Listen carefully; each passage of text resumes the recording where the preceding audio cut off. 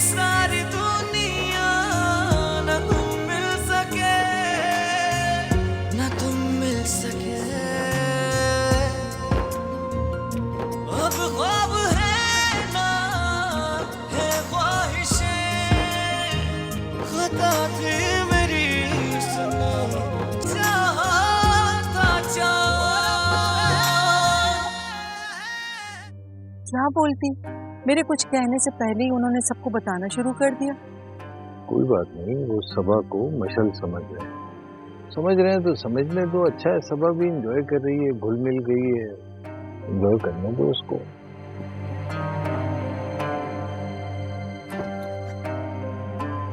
जी भाई। या कैसे भाई? उसने चाहा था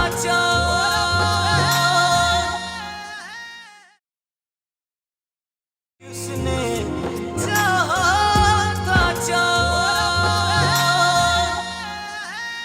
भाई आप लोग आए, बहुत अच्छा लगा, और रुक जाते तो और भी अच्छा लगता।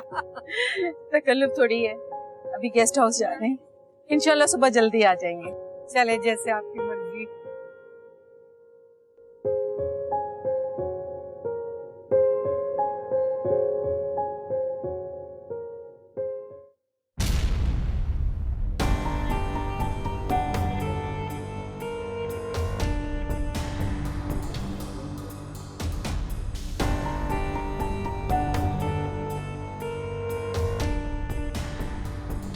चल चल चल चल चल चल चल चल चल। तो भाई अब क्या करना है? अरे तू निकाल, पीछा करना है। यार जफर तुझे क्या हो गया? माजिद मेरा दोस्त है, दोस्त बन के रहे, बाप बनने की कोशिश नहीं कर, पीछे ले यार। अच्छा भाई जैसे तेरी मर्जी। अरे भाई वाह वाह भाई वाह, इतना जबरदस्त कहवा। बहुत दिनों बाद मेरे हाथ का कहवा पी रहे हैं ना। बाबूजी एक बात पूछूं आपसे, अगर आपको नागवार ना गुजरे तो? हाँ हाँ रजा बेटा, पूछो, जरूर पूछो। इस घर के कागजात आपके पास हैं? हाँ मेरे पास है, लेकिन तुमने ये सवाल क्यों किया? अब ये सवाल मैं आपसे कभी भी ना करता, मगर जैदी कह रहा था कि ये घर उसके नाम पे है। अच्छा, ऐसा कहा है जैदी ने? जी। और तुमने क्या जवाब दिया? हमने कोई जवाब नहीं दिया बाबूजी, आप बेशक फिरदौस से पूछते। हम तो सिर्फ जैदी के बदले में रवैये पे परेशान हैं। जी बाबूजी, उन्होंने तो यहाँ तक कहा कि सबा की शादी जफर से कर दें तो हम ये घर जफर के नाम कर देंगे, और ना जाने क्या क्या। देखो बेटा, नाराजगियों में मुंह से फूल नहीं झड़ते, इसलिए तो कहा है कि जब भी अगर गुस्से में भी बोलो तो वो अल्फाज इस्तेमाल करोगे, अगर वापस लेने पड़ जाएं तो शर्मिंदगी ना हो। जी बाबूजी, इसीलिए मैंने कोई बात नहीं की, चुप रहा और आपका इंतजार किया। बहुत अच्छा किया मैं यहाँ जो सब्र किया। अरे बाबूजी, जफर की हरकतों पे सब्र करना बहुत मुश्किल हो गया है। बेटा अगर हाथ पर जख्म लग जाए तो हाथ काटा नहीं जाता, उसका इलाज किया जाता है, और अब हम वही करेंगे इंशाअल्लाह। ठीक है बाबूजी, आप कहते हैं तो हम सब्र कर लेते हैं, लेकिन फिर भी बेटा सब्र में शिकवा नहीं होता, सिर्फ खामोशी होती है, और खामोशी का शोर सिर्फ अल्लाह सुनता है। तो तुम सब्र करो और बाकी सब अल्लाह पे छोड़। जी बाबूजी, और कहवा पिलाएं आपको? नहीं नहीं, मेरा ख्याल है काफी है इतना। मैंने बताया ना कि उन्होंने कुछ भी नहीं कहा, अम्मी भी चुप थी, और मेरा बोलना बनता ही नहीं था हाशिम। ठीक है, टूटेगी एक दिन ये खामोशी भी। और तुमने क्या सोचा? मैंने कुछ नहीं सोचा फिलहाल। क्यों? वो इसलिए कि अब्बू ने मना किया है, बड़े अब्बू आ चुके हैं, वही फैसला करेंगे, जो उनका फैसला होगा सबको मानना पड़ेगा। और अब कब करेंगे दादा अब्बू फैसला? अब ये नहीं पता, वो आज ही आए हैं, अब्बू की उनसे मीटिंग चल रही है, अल्लाह मालिक है, पता नहीं क्या फैसला होगा। तुम्हारी अम्मी क्या कह रही है? अम्मी ने तो कुछ भी नहीं कहा, उनको तो जैसे चुप ही लग गई है इस मामले में। खैर अल्लाह करे ऐसा ही हो जैसा तुम कह रहे हो हाशिम। अम्मी आ रही हैं, मैं तुमसे बाद में बात करती हूँ। ठीक है, मैं तुम्हें बाद में कॉल करूँगा। हाँ ठीक है, ओके, अल्लाह हाफिज। ओके, हाफिज।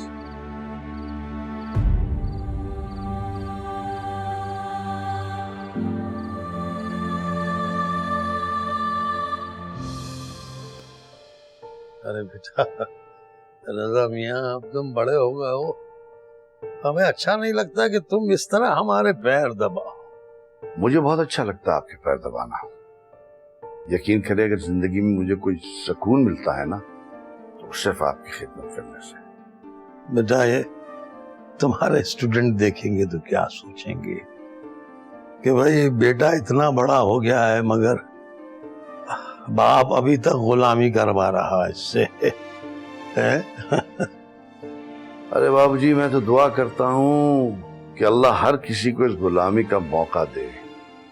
खुश नसीब होते हैं वो, उनके माँ बाप होते हैं, और उससे ज्यादा खुश नसीब वो जिन्हें अपने माँ बाप की खिदमत करने का मौका मिलता है। नहीं बाबूजी, मैं आप पे कोई एहसान नहीं कर रहा। बाबूजी, आप मुझ पे एहसान कर रहे हैं अपनी खिदमत का मौका देके। माशाअल्लाह, अल्लाह सब औलादों को तुम जैसी सोच अता फरमाए। वरना यहाँ तो ये भी देखा गया है कि लोग अपने बूढ़े माँ बाप को ओल्ड हाउस छोड़ाते हैं और वजह दरियाफ्त करने पे बताते हैं वो कि बाप खांसता बहुत था।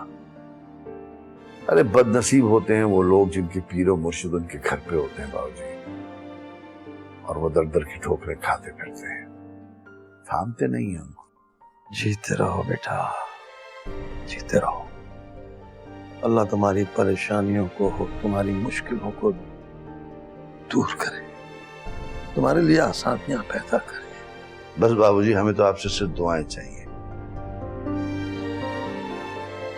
अच्छा रजा मियाँ, अब तुम जाके आराम करो और हमें भी आराम करने दो मियाँ। मैं जानता हूँ आपको अपने आराम की फिक्र नहीं है, आपको मेरे आराम की फिक्र है। अच्छा मैं चलता हूँ बाबूजी। जीते रहो बेटा, दुआ दीजिए। खुदा हाफिज़। जीते रहो बेटा, जीते रहो, आराम, जीते रहो, खुश रहो।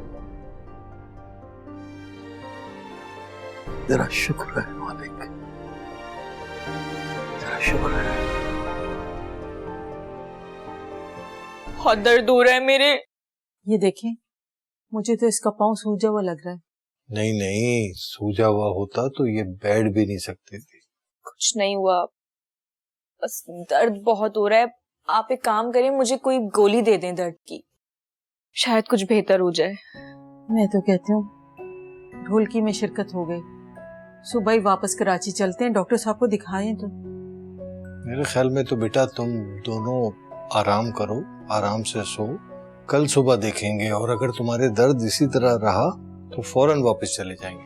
कैसी बातें कर रहे हैं आप लोग, इतनी दूर आए, कितनी बुरी बात है। और वैसे भी शादी तो दिन में है, रात तक चले जाएंगे ना वापस।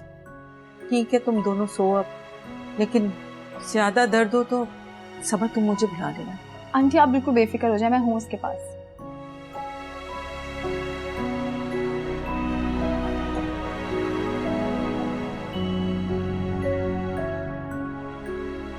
चलो मुझे दिखाओ कहाँ चोट लगी।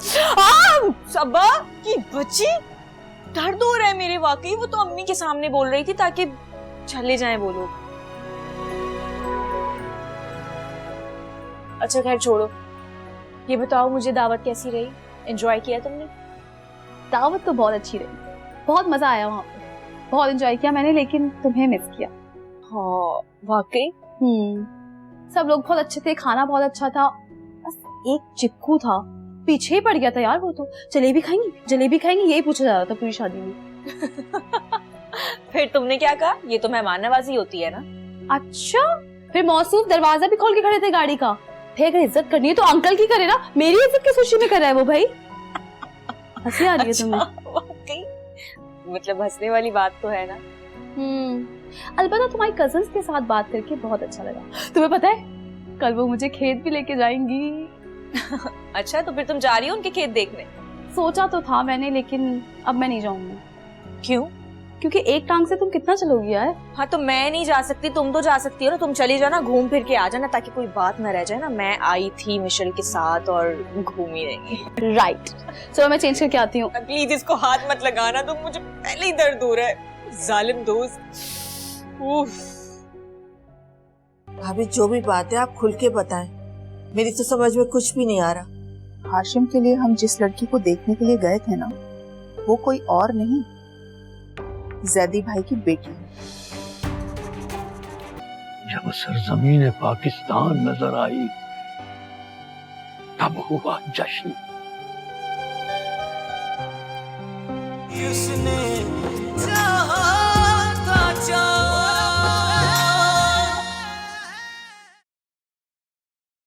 उसने चाहा था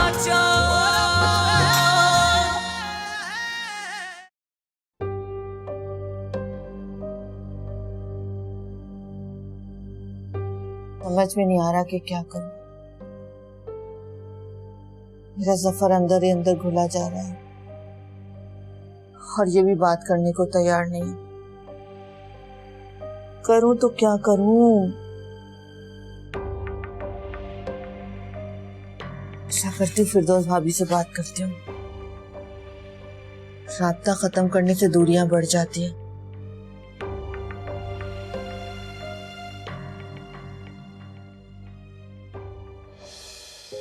हेलो, अस्सलाम वालेकुम। वालेकुम सलाम अनीबा, कैसी हो? मैं ठीक हूँ, आप बताएं ठीक है? हाँ मैं भी ठीक हूँ। बताओ वहाँ सब खैरियत है ना? हाँ हाँ, अल्लाह का शुक्र है, सब खैरियत है। बस आपकी याद आ रही थी, मैंने कहा कि फोन करके बात करूं। अच्छा किया फोन कर।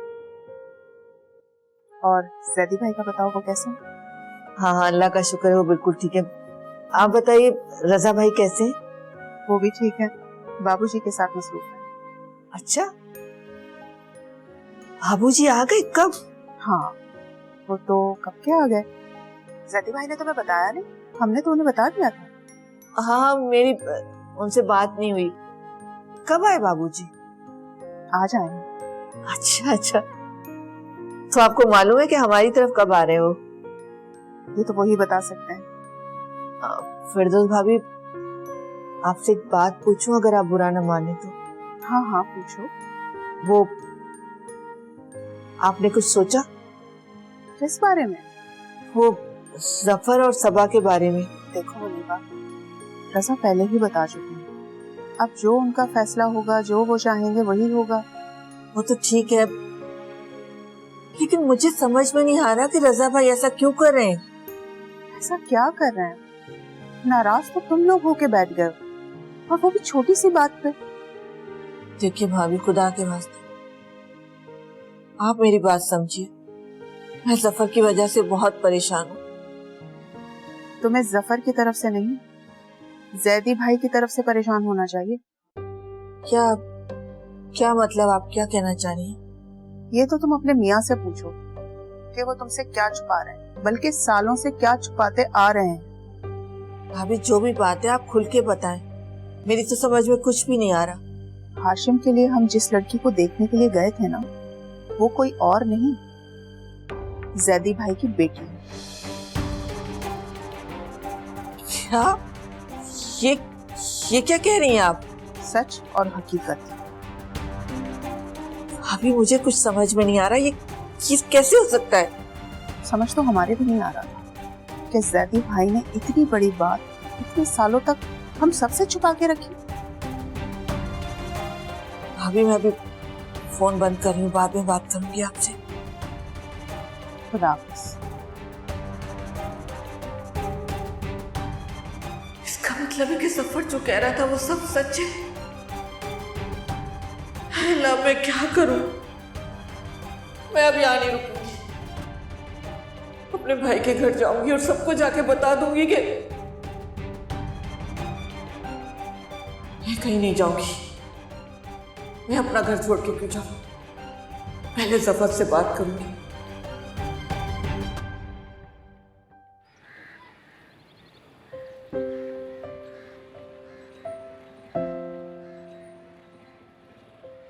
ये रजा नहीं आया? आते ही होंगे बाबूजी।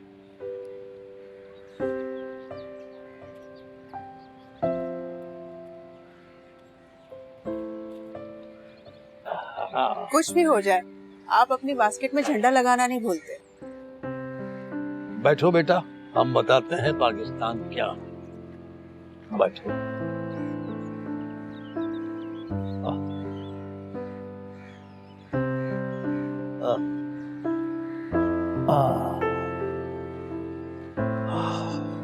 जी बाबूजी, बताइए। वालेकुम। आगे भाई, मैं आ गया। 2 मिनट बैठो। हाँ अच्छा। जी बाबू। देखो बेटा, हमारा एक अलमिया ये भी है कि हमने अपने बच्चों को 14 अगस्त तो पढ़ाई, मगर पाकिस्तान नहीं पढ़ाया। क्या मतलब बाबूजी? मतलब ये बेटा कि हमारी नौजवान नस्ल को ये तो पता है कि 14 अगस्त को पाकिस्तान आजाद हुआ था, मगर कैसे ये नहीं पता। देखो बेटे, ये जो लगन और जिद्दोजहद पाकिस्तान बनाने में हुई ना, ये अपनी जगह, मगर जब पाकिस्तान बनाने का ऐलान हुआ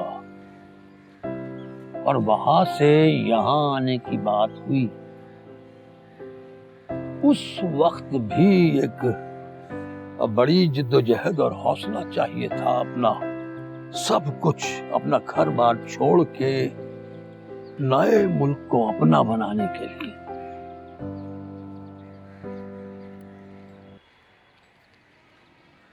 तुम्हें अंदाजा नहीं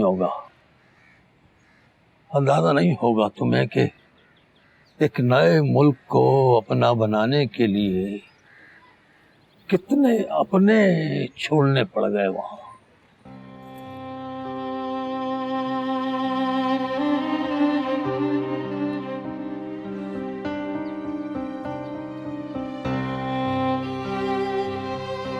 मगर जितने अपनों के साथ सफर किया, उनमें से कितने अपने न रहे।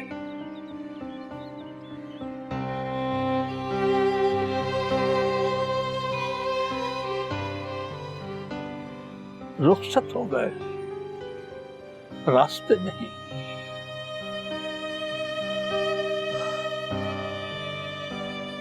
अगर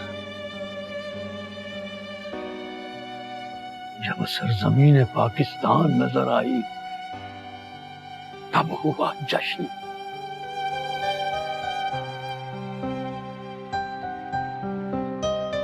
नारों की गूंज थी कि अल्लाह अकबर, मगर किसी ने मोटरसाइकिल के साइलेंसर निकालकर शोर नहीं मचाया, किसी ने पटाखे और फायरिंग करके शोर नहीं मचाया।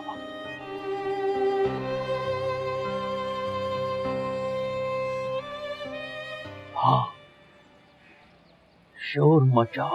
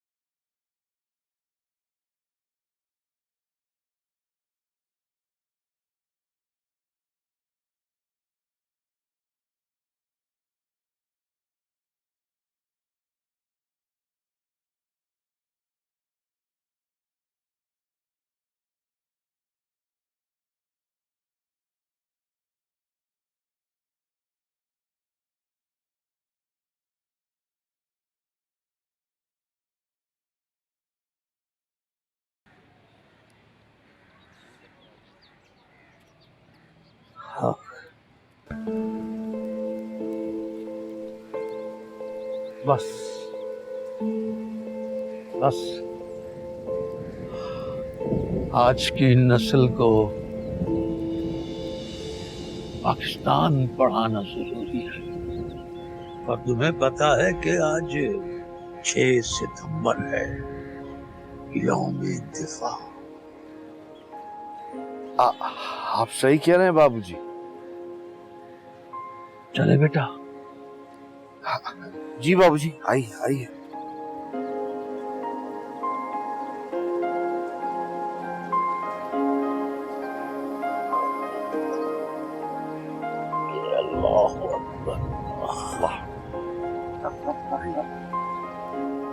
आ जाओ बेटा, आओ मियाँ, आ जाओ। अस्सलाम वालेकुम। वालेकुम सलाम। अंकल आपकी इजाजत हो तो हम सबा को घुमाने ले जाएं? हाँ हाँ बेटा बिल्कुल, जाओ एंजॉय करो जाके, शाबाश। Thank you. आप मुझसे खुल के बात करें, क्या हुआ? तुमने जो कहा है ना वो बिल्कुल सही है। तुम्हारे अब्बू ने। आप अभी अब्बू से एक लफ्ज भी नहीं बोलेंगे। सबको पता चले उससे पहले ही हम सबा को ढूंढ लेंगे। वैसे मुझे समझ नहीं आ रही, उससे तो यहाँ के रास्तों का भी नहीं पता, फिर किधर जा सकती है?